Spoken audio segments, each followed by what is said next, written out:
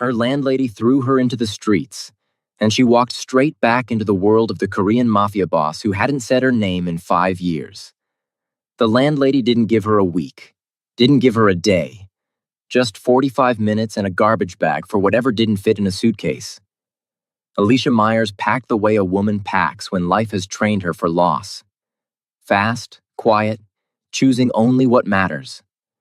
Clothes, documents, the photo of her mother. And at the very bottom, a man's shirt she still slept in, folded so no one but her would ever know. She didn't argue, didn't plead. She carried her 2 bags down 4 flights of stairs, stepped into the rain, and stood there.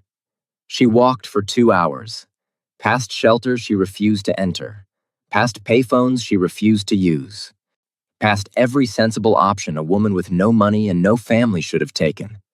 Her feet carried her east, then north, then into a neighborhood she swore she'd never return to. She slid into a booth at a cafe on 7th Street, ordered a coffee she couldn't afford, wrapped her hands around the mug, and breathed. But 3 blocks away, in an office she couldn't see, a man who hadn't spoken her name in 5 years was about to hear it again. The landlady's name was Mrs. Brennan, and she stood in the doorway with her arms crossed and her mouth set in the thin line of a woman who had already made her decision 2 months behind. That was what she said. 2 months behind, and she wasn't running a charity, and she wanted the apartment cleared by noon. It was 11:15. Alicia didn't argue. She'd learned a long time ago that arguing with someone who's already decided costs you time you don't have and dignity you can't afford to lose. So she nodded. Closed the door gently.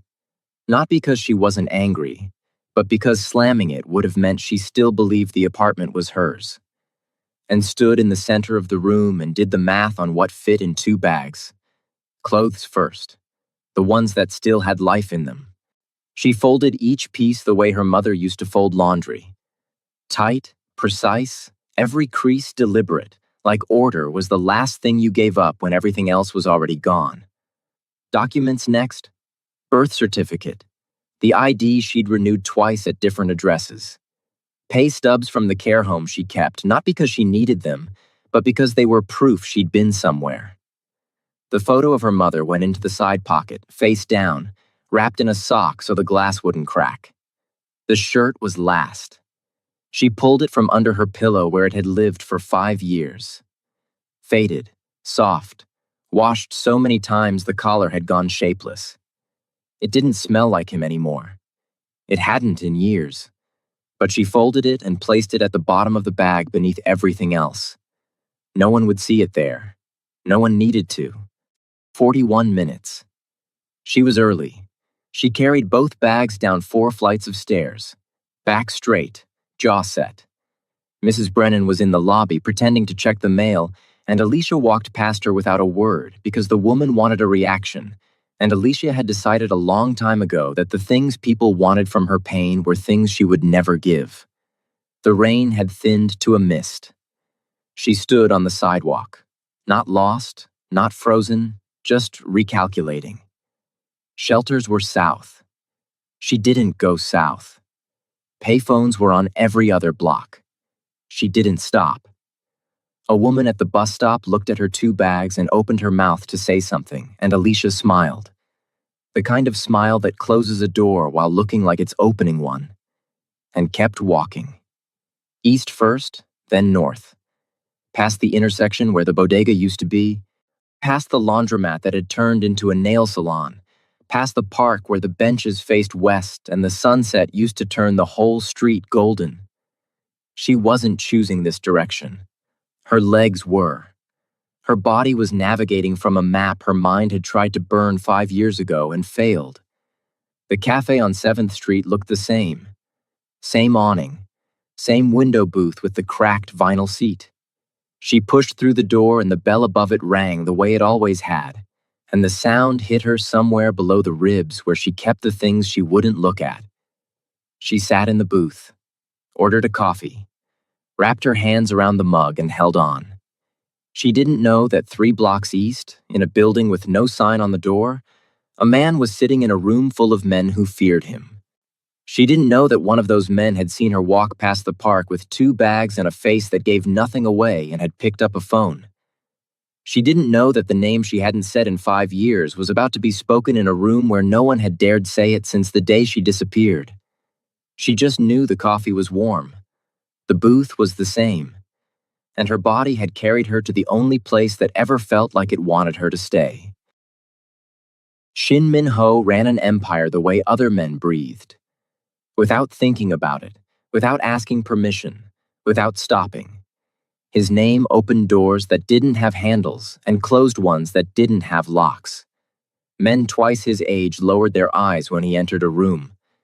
Men half his size left the country when they heard he was looking for them. He had built something precise and vast and merciless, and he sat at the center of it the way a man sits at the center of a wound. Still, controlled, and absolutely certain that movement would make it worse. No one called him by his first name. No one touched him without invitation. No one stayed in a room longer than he wanted them there. His world operated on discipline. Not the kind that was taught, but the kind that was built brick by brick. In the years after he woke up one morning and reached across the bed and found the sheets cold and the closet half empty, and the air still holding her perfume like the apartment hadn't realized she was gone yet. He didn't panic that morning. That was the thing people wouldn't have believed if they'd known. He stood in front of the open closet and looked at the gaps between his shirts where her dresses used to hang, and he didn't call anyone. Didn't shout. Didn't break anything. He just stood there and felt something leave his chest that he knew. Even then, even before the searching and the silence and the 5 years that followed, it was never coming back. He searched for 3 months. Quietly. Methodically. And the way he did everything, with resources most men didn't have, and a patience that looked calm from the outside and was something closer to desperation underneath. Every lead went cold. Every thread broke. She had disappeared the way only someone who wanted to disappear could. Completely, cleanly, without a single trail left behind for a man with every reason and every resource to follow it. He stopped on a Wednesday.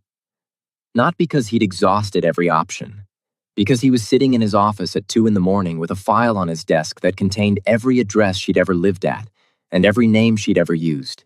And he realized that a woman who leaves like that, no note, no call, no explanation, has already told you everything she needed to say. The leaving was the answer. And in asking her to come back would mean asking her to take it back, and that was the one thing Shin Min-ho's pride could not survive. Not the rejection. The begging. He closed the file. He put it in the bottom drawer. He never opened it again. The name went next. Not by order. He never told his men not to say it. He didn't have to. The first time someone mentioned her, 3 weeks after he stopped searching, a lieutenant who didn't know better referencing the apartment she'd lived in. Min-ho looked at him. Just looked. The room went so quiet you could hear the air conditioning cycling through the vents. The lieutenant never finished his sentence. No one in that room ever said her name again. 5 years. 5 years of silence so complete it became architecture. A structure built around an absence. He filled the space with work. With expansion. With the kind of growth that looks like ambition but is really just a man building rooms so he never has to sit still in the one that's empty. Then Park Jun-seo, young, reliable, too new to know the history, stepped into his office on a Tuesday evening and said the words that took the architecture apart. "Sir, a woman.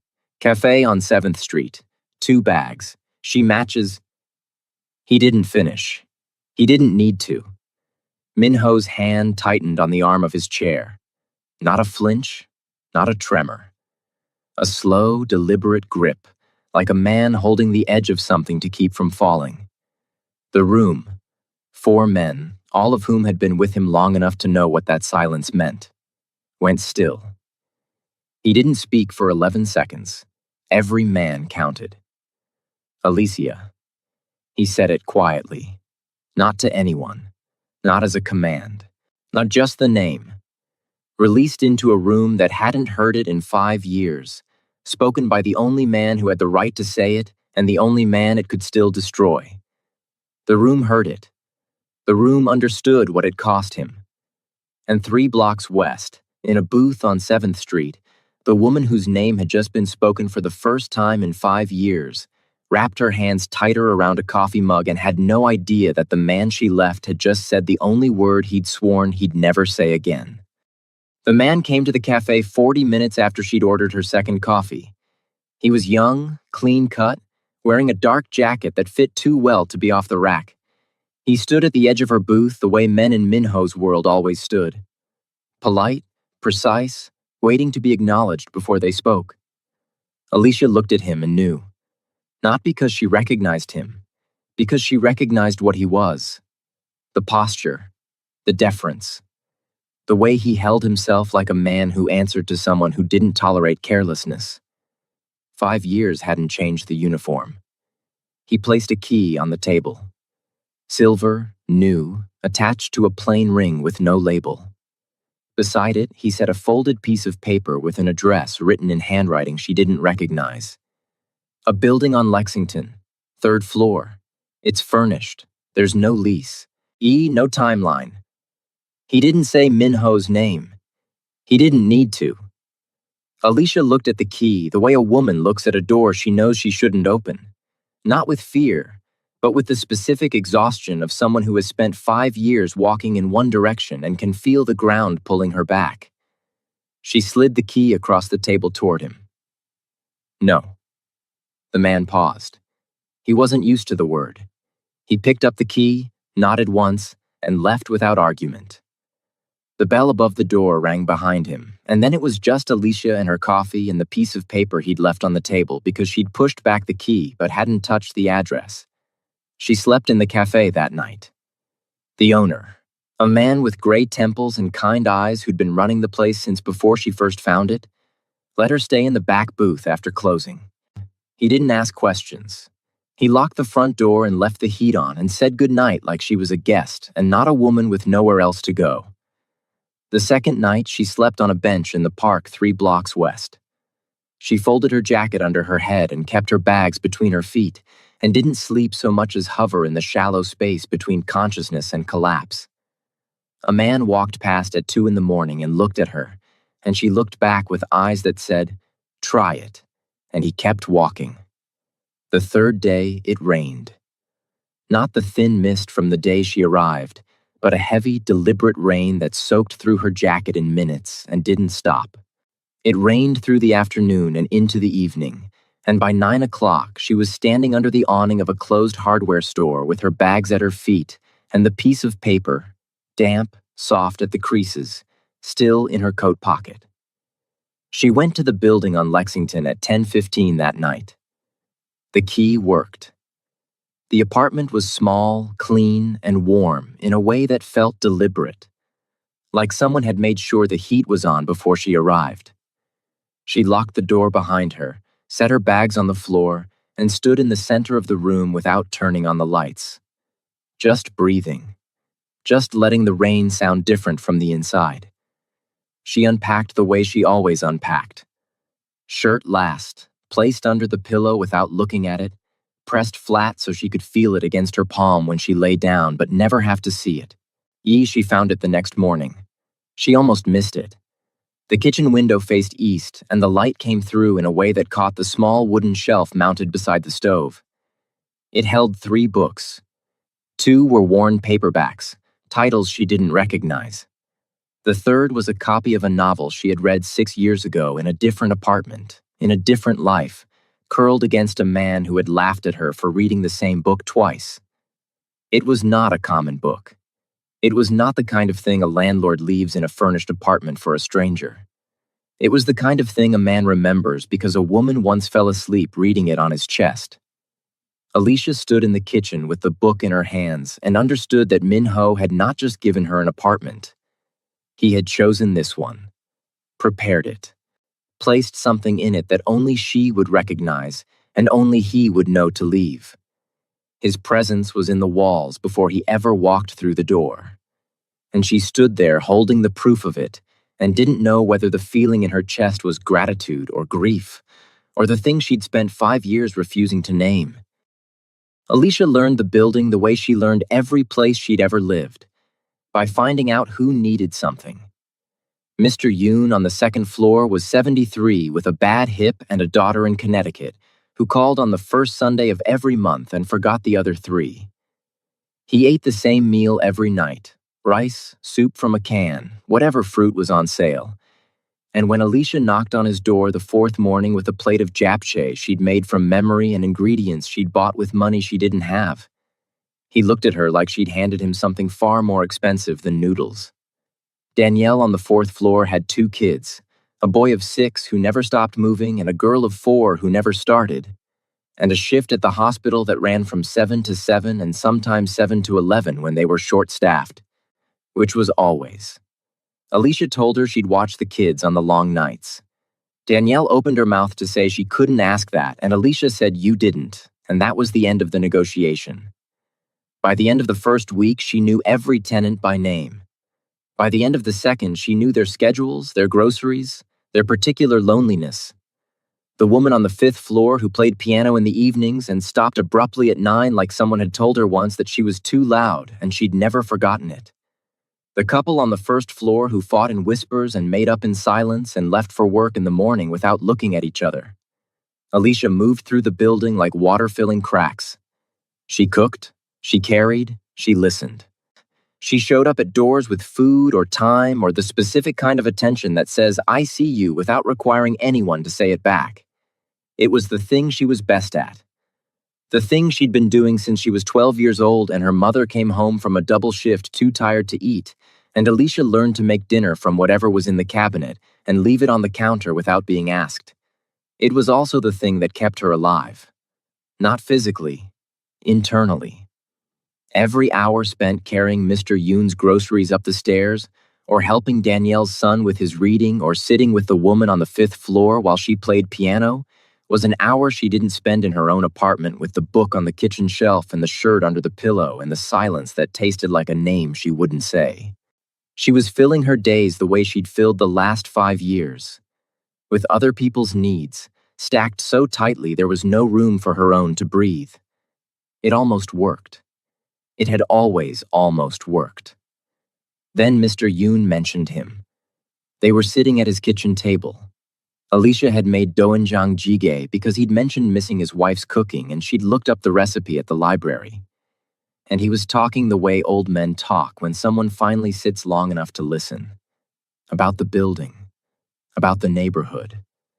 About the man who owned the building and how he'd come himself last winter when the heating broke on the 2nd floor and missed her.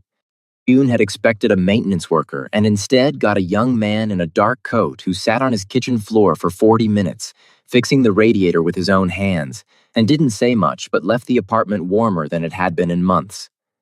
He's not what people think, Mr. Yoon said. He said it simply. The way you say something you believe because you've seen the evidence. Alicia didn't ask his name. She didn't need to. She held her tea with both hands and smiled the way she smiled when she needed the conversation to move forward without her falling apart inside it. That night, she lay in bed with her hand on the pillow. She could feel the shirt underneath. Shapeless, soft, holding nothing but the memory of a man she'd convinced herself she knew. A man who sat on a 73-year-old's kitchen floor and fixed his radiator in the cold. She didn't sleep. She lay there with her palm flat against the pillow and tried to reconcile the man she'd left with the man Mr. Yoon described and couldn't. And the thing she'd spent 5 years refusing to name moved in her chest like something waking up in a room she thought she'd locked. He told himself it was the building. The electrical panel on the 1st floor had been flagged in a report 3 weeks ago, and he hadn't sent anyone to look at it, and that was the reason. The only reason. He was walking through the front door on a Thursday afternoon in a coat he didn't need and shoes that were too clean for a building inspection. He heard her voice before he saw her. Coming from the 2nd floor landing, warm, unhurried, saying something about the weight of the bags and how Mr. Yoon needed to stop buying watermelons because she was the one carrying them up the stairs. And then a laugh. low and real, and exactly the same as it had been 5 years ago when she used to stand in his kitchen and tease him about the way he organized the refrigerator like a man preparing for an audit. He stopped on the stairs. His hand found the railing, not for balance, for anchoring. She came around the corner with 2 grocery bags in her arms, and Mr. Yoon shuffling behind her with his cane in one hand and a single bag of rice he'd insisted on carrying himself. She was mid-sentence, something about the fruit vendor on the corner overcharging again. And then she looked up and the sentence died in her mouth, and the 5 years between them collapsed into nothing. She looked the same. That was the first thing that hit him, and the thing he would never admit to anyone. She looked the same, older in the places that mattered, the steadiness of her gaze, and the way she held herself like a woman who had learned to carry things alone.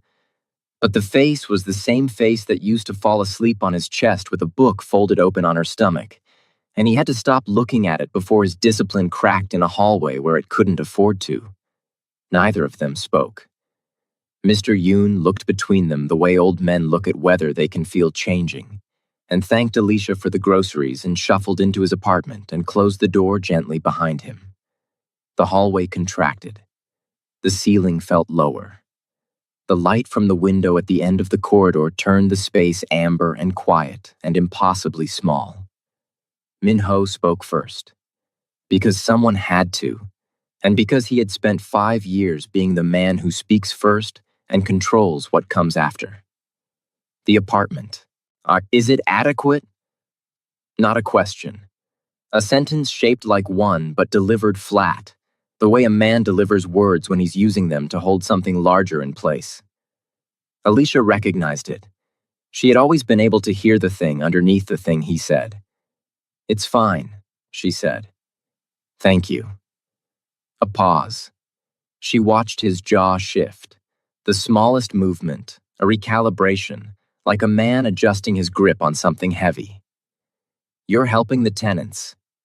He said it the way someone notes a fact they didn't ask for. Then, quieter, with an edge that came from somewhere deeper than the hallway.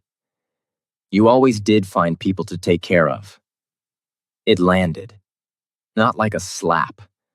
Like a knife laid flat against the skin. Not cutting, but letting you know it could. The words carried 5 years of silence behind them, and 5 years of a man who woke up to an empty closet and never got an explanation, and had been carrying the weight of that silence in his chest like a stone he refused to put down. Alicia took it. She didn't flinch, didn't look away. She held his gaze the way a woman holds something she knows she deserves and said, "It's good to see you, Min-ho." His name in her mouth. He hadn't heard her say it in 5 years. Something moved behind his eyes. Fast, uncontrolled, immediately buried. He straightened. The coat shifted on his shoulders. The mask came back. The electrical panel on the first floor needs attention, he said. I'll send someone. He turned. He walked down the stairs. He didn't look back. The conversation lasted less than 2 minutes. Both of them felt every second. And the hallway held the shape of them standing 3 feet apart long after they were gone. The amber light, the quiet, the unbearable geometry of 2 people who used to share a bed standing on opposite sides of a distance that had nothing to do with feet. The electrical panel took 3 days. The hallway light on the 4th floor took 2. The window latch in the lobby that had been sticking since before Alicia moved in took an afternoon. Min-ho came for every one of them. Not to fix them. He had men for that. But to check on the work, which required walking through the building, which required passing through the hallways where she always seemed to be. He never announced himself. He just appeared. In the stairwell, in the lobby, rounding a corner with his hands in his coat pockets and his face arranged into the expression of a man attending to property and nothing else. But he came 3 times in the first week, then 4 times the next. And every time, Alicia was there, in the hallway with Mr. Yoon. on the fourth-floor landing with Danielle's son on her hip. I'm in the lobby holding the door for the couple on the first floor who still wouldn't look at each other. They talked, carefully. The way two people talk when the real conversation is the one happening underneath. In the pauses, in the things they don't say, in the specific selection of words chosen because the honest ones are too dangerous. He asked about the building. She answered. He mentioned a repair. She nodded. Ordinary sentences, municipal. But every third or fourth exchange, the sharpness from the hallway surfaced. A comment from Minho delivered with precision, aimed at the place where her kindness met her disappearance. You remember everyone's name in this building, he said one afternoon, watching her label containers of food for Mr. Yoon's refrigerator. You always had a talent for making people feel known. A pause. And for leaving without telling them why. She took it. She always took it. Her hands didn't stop moving. Her face didn't change. But something behind her eyes absorbed the blow the way a wall absorbs a fist. Holding, not breaking yet. He came on a Tuesday evening and found Mr. Yoon's door open and Alicia inside, standing at the stove, stirring something that smelled like sesame and garlic. Mr. Yoon was sitting at the kitchen table telling her a story about his wife, and Alicia was laughing, not performing, not deflecting, really laughing. And Minho stood in the doorway and watched her. His face did something his discipline couldn't control. It softened, not all at once, not dramatically. Just the jaw loosening, just the line between his brows releasing for a fraction of a second, just the eyes staying on her a beat too long. On the face of a man remembering what his kitchen used to sound like when she was in it. He caught himself, straightened, walked away before she turned around. But she heard him. Not his face. His voice. 3 nights later, she was in her apartment, and his voice came through the wall, low and measured, speaking to someone in the hallway. She couldn't make out the words. She didn't need to. Her hands went still over the sink. The water ran. She stood there and listened to the cadence of him, the rhythm she used to fall asleep to, and didn't move until the hallway went quiet. The stairwell door was the thing that broke it open. A Thursday. Late. She was coming up from the lobby. He was coming down from the 4th floor. They reached the door at the same time and both reached for the handle and their fingers touched. Index finger to knuckle. The half-second of contact. And both pulled back like the touch had carried 5 years of current through it. They stood there. The door between them. The stairwell humming with the sound of old pipes and nothing else. Minho looked at her. Then down. Then at the door.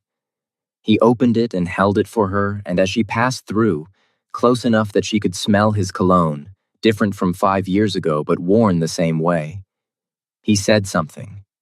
Quiet. Low. Almost to himself. You still cook for everyone but yourself. She heard it. She kept walking. She climbed the stairs to the 3rd floor and unlocked her apartment and closed the door and pressed her back against it and stood there in the dark with her eyes closed and her hands shaking. The warmth and the wound were fighting each other in every hallway, every stairwell. So in every accidental meeting that neither of them would admit wasn't accidental. Neither was winning. Neither could afford to lose. The knock came on a Sunday evening. 2 knocks. Measured. Patient. The knock of a woman who knew the door would open because it always had. Alicia opened it and felt the hallway shrink. Yuna looked exactly the way she remembered. Composed, immaculate, every strand of hair in place like disorder was something that happened to other people. She stood in the doorway with her hands clasped in front of her and her chin level and her eyes holding the same steady calm that had walked into Alicia's apartment 5 years ago and rearranged her entire life in under 20 minutes. May I come in? Alicia stepped aside. Not because she wanted to, Because her body still responded to Yuna's certainty the way it had at 23. Automatically, obediently, the way you move for someone who sounds like they know something you don't. Yuna sat at the kitchen table. She didn't look at the book on the shelf. She didn't scan the apartment for evidence of Minho's involvement. She either already knew or didn't need to confirm what she'd come to address. "You're back in his orbit," she said. Not accusatory, factual. The same tone, the same measured delivery. "You left for a reason, Alicia. The reason hasn't changed." Alicia stood by the counter. She didn't sit. She didn't cross her arms. She just listened the way she had listened 5 years ago. Still absorbing, letting the words land without interruption. "You are still the thing that puts him at risk. His enemies haven't disappeared. His world hasn't softened. And a woman with no protection living in a building he owns, in a neighborhood his men control. Ida's exactly the kind of vulnerability that gets exploited." Yuna paused. "Let the weight settle. I'm not telling you to leave again. I'm telling you to remember why you left in the first place." The same words. The same architecture. Concern built around a conclusion that was already made before the conversation started. 5 years ago, Alicia had sat on the edge of a bed and felt every sentence land like a stone on a scale that was already tipping. She had believed Yuna. Not because the argument was perfect, but because Alicia already believed the worst thing about herself and Yuna had simply given it a shape. But Alicia was 28 now. And 28 had buried a life and built another one and lost that too, and walked through rain with 2 bags and slept on a bench and stood in hallways with a man whose hurt came out as sharpness because the softness underneath it had nowhere safe to go. 28 had carried things that 23 couldn't even name. So when Yuna said his name, Minho, spoken carefully, the way you handle something that belongs to you, Alicia saw it. The tightness around her mouth. Not concern. Tension. The specific tension of a woman who has practiced saying a man's name casually and still can't stop her jaw from setting around it. And when Yuna talked about protecting him, her eyes shifted. Left, just slightly, just for a fraction of a second. The way eyes move when the mouth is saying one thing and the chest is holding another. And Alicia saw a woman in love with the same man. Not a lieutenant delivering intelligence. Not a protector issuing a warning. A woman who had watched the man she loved become softer for someone else and had decided, 5 years ago on a Tuesday night, to remove the someone else. Not with a threat. With a truth close enough to the real one that a 23-year-old girl who already believed she was poison couldn't tell the difference. Alicia didn't say any of this. She nodded. She thanked Yuna for coming. She walked her to the door and closed it gently and stood in the kitchen alone. Then she sat at the table where Yuna had sat and put her hands flat on the surface and replayed every word from 5 years ago. The same words. The same voice. The same calm certainty. But she heard them differently now. She heard them the way a woman hears something when she finally knows who's speaking. Not what they're saying, but why they're saying it. The foundation didn't shatter. Foundations that old don't shatter. They crack.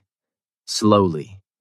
Along lines that were always there but never visible until the light hits them from a different angle. Alicia sat in the kitchen and felt 5 years of belief begin to fracture and didn't move for a very long time. She waited for him in the hallway. Not his office. Not the room where his men stood and watched and reported.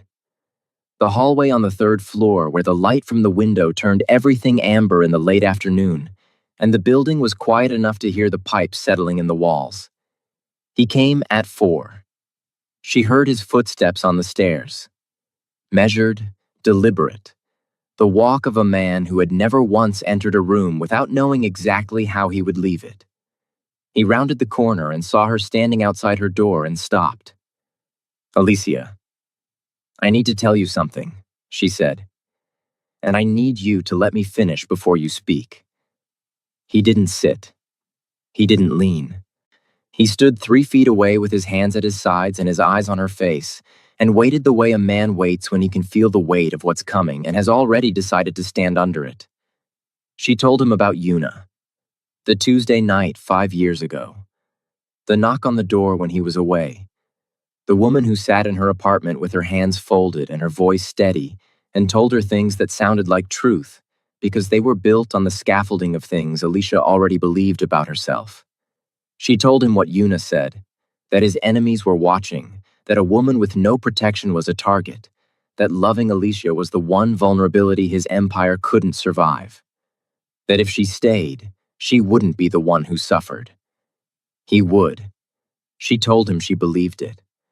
Not because Yuna was convincing, or because Alicia had been waiting her entire life for someone to confirm what she already knew, that she was the common thread, that her father left because of something she was, that her mother worked herself hollow because Alicia wasn't enough to make staying easy, that every good thing she touched eventually broke and the kindest thing she could do for the man she loved was leave before she broke him too.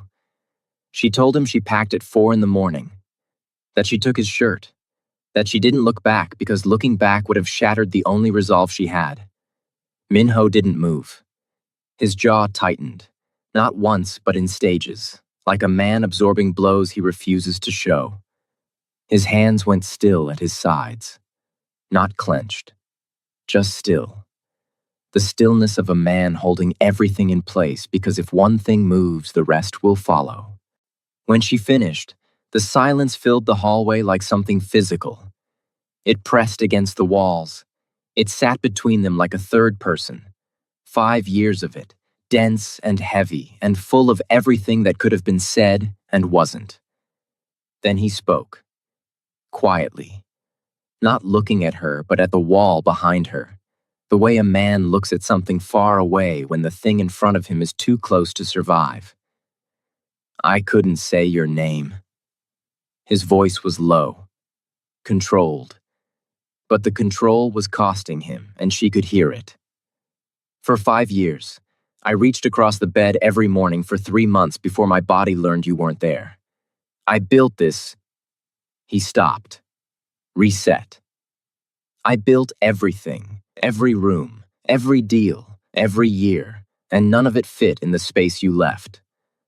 He looked at her then, not with sharpness, and not with the blade he'd been carrying in every hallway conversation for weeks, with the thing underneath it, raw, unarmored, the face of a man who had just discovered that the worst 5 years of his life were built on a lie told by someone standing beside him. You left because you loved me, he said. Yes. And I stopped looking because I thought you didn't. The sentence sat between them. Neither reached for it. Neither could. Alicia slid down the wall. Not dramatically. Not collapsing. Just a woman whose legs had been holding her upright for 5 years and had finally, quietly, decided to stop. Minho looked at her on the floor.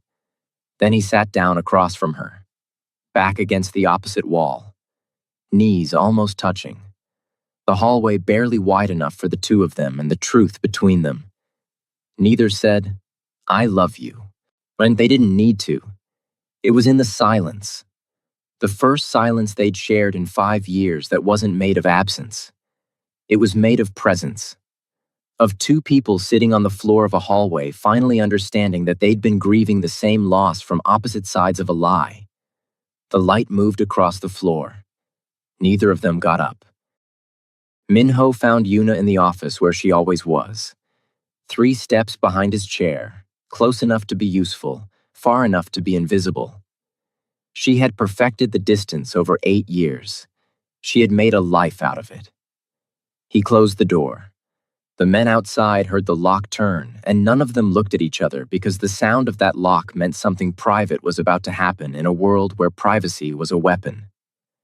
You went to her, he said. 5 years ago, the night I was in Busan. Yuna didn't flinch. She didn't deny it. She stood with her hands at her sides and her chin level, and the composure she had worn like armor for 8 years held for exactly 3 seconds before something behind her eyes shifted, and she understood that the conversation she had been dreading for 5 years had finally arrived.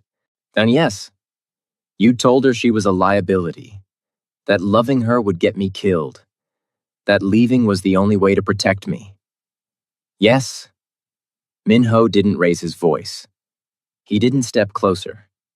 He stood on the other side of the room and looked at the woman who had been beside him longer than anyone and spoke with the precision of a man who had spent the night on a hallway floor with the truth and had come to deliver it the same way it had been delivered to him, without mercy, without softness, without anything to cushion the landing.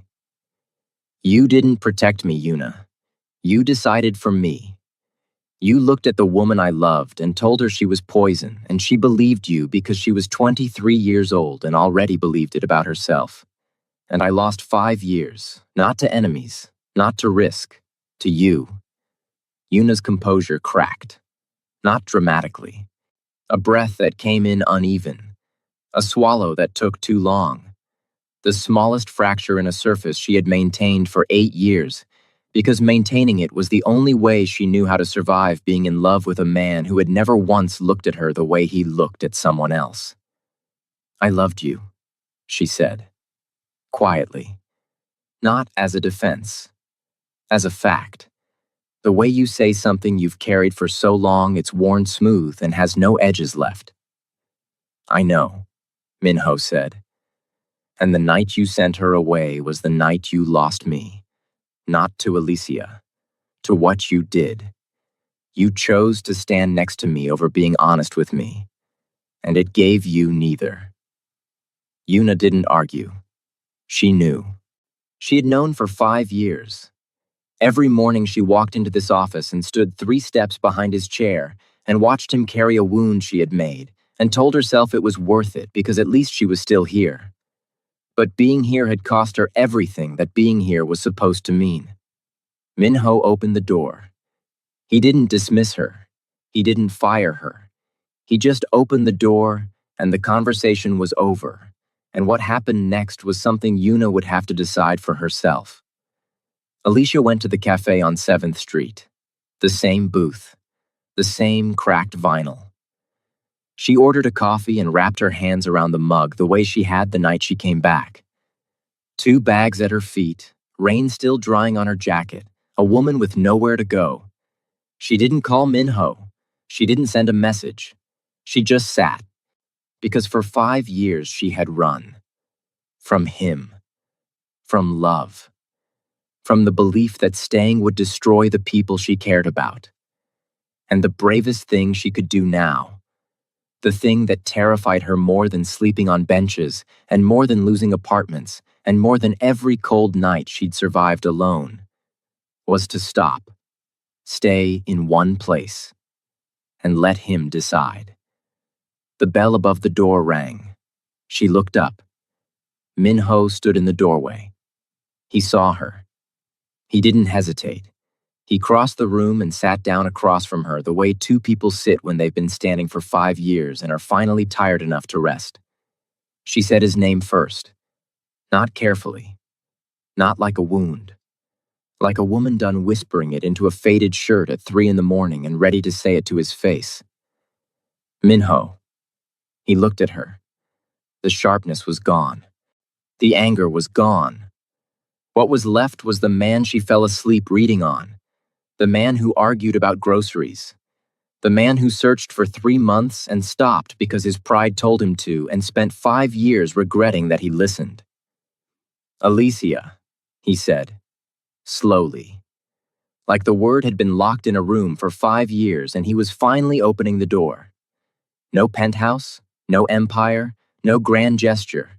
Just 2 people in a cafe, saying each other's names like they meant it.